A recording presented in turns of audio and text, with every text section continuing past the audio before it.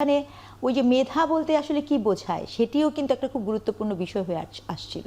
কারণ আমরা যারা আজকে শিক্ষা নিয়ে কথা বলি, এটা আপনাকে মানতে হবে যে শিক্ষার যখনই আপনি বাজারমুখী শিক্ষা ব্যবস্থার দিকে মনোযোগী হন, তখন সেই শিক্ষা হচ্ছে এক ধরনের ক্যাপিটালিস্ট মোড অফ এডুকেশনের দিকে যায়। আরেকটা যেটা থাকে যে জ্ঞান ভিত্তিক আসছে কিনা, এবং সবচেয়ে ল্যাক অফ আন্ডারস্ট্যান্ডিং যেটা আমরা 5ই অগাস্টের পরে বেদনাদায়কভাবে হলে আমাদের নতুন প্রজন্মের মধ্যে ভিভিডলি দেখতে পাচ্ছি, সেটি হচ্ছে ক্রিটিক্যাল থিঙ্কিংয়ের অভাব। আপনার একদম লেয়ার টু লেয়ার একটা যে ডিপ আন্ডারস্ট্যান্ডিং থাকে, একটা দেখেন একটা জাতি গঠন করতে হলে, এমনকি একটা মানবিক সম্পর্কও যদি আপনি বলেন, অথবা যে কোনো কিছু বিল্ড করার জন্য মানুষের আজ ক্রিটিক্যাল থিঙ্কিংটা খুব জরুরি। কিন্তু আমরা এমন sequence of series of data দেওয়া সম্ভব, উদাহরণ দেওয়া সম্ভব, যেখানে আপনি যৌক্তিকতারও কোনো ছিটেফোঁটা দেখতে পাবেন না, এবং গভীর চিন্তা, সমালোচনামূলক চিন্তা, ক্রিটিক্যাল থিঙ্কিং, সেটা অ্যাবসলিউটলি মিসিং।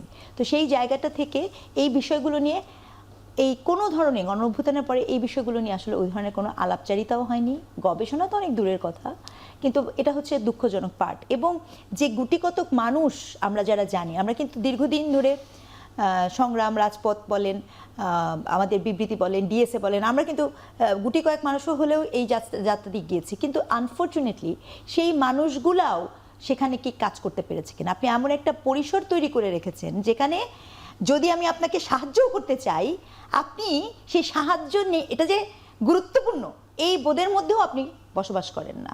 এর সাথে রাজনৈতিক ব্যক্তি বলেন, সাধারণ ব্যক্তি বলেন, শিক্ষক বলেন, শিক্ষার্থী বলেন, একদম ম্যাসাকার হয়ে আছে। তো এটাকে আপনার ইন্টেন্সিভ কেয়ারে পাঠানো ছাড়া আমার তো মনে হয় না আর কোনো গতি আছে। ম্যাডাম, আমি যেটা জানতে চাচ্ছিলাম যে নতুন সরকার তো এসেছে, আমরা কয়েক মাস পার হলো, তো এই সরকারের কাছে আসলে শিক্ষা ব্যবস্থাটা কতটুকু মনোযোগ পাচ্ছে? অভ্যুত্থান পরবর্তী একটা সরকার, তাদের কাছে কতটুকু মনোযোগ পাচ্ছে শিক্ষা ব্যবস্থা? না দেখেন, এটা খুব too early to make comment, কারণ খুব অল্প সময়, অভ্যুত্থান পরবর্তী বলতে যদি আপনি নির্বাচিত গভর্নমেন্টের কথা বলেন, সেক্ষেত্রে হচ্ছে খুবই খুবই অল্প সময়।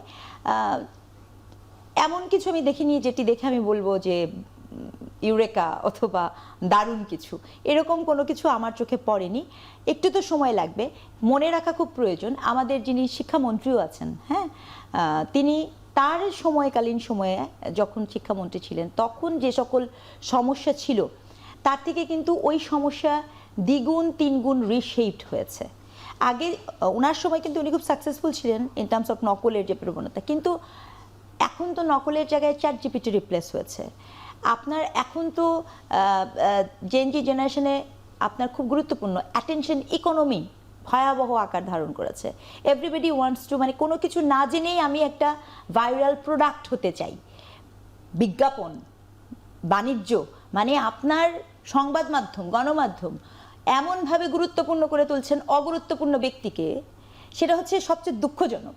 অর্থাৎ আপনার কাছে তিনি নেতা হন যিনি 12 মাসের নাম জানেন না, সেই তরুণ শিক্ষার্থী আপনার কাছে ভাইরাল হয়ে যান, তারকা বনে যান। কিন্তু যেই শিক্ষার্থী বিশাল পরিমাণে একজন গবেষণা করছেন, পড়াশোনা করছেন, সে সামনে আসা তো দূরের কথা, তার ন্যূনতম রেকগনিশনও পাচ্ছেন না।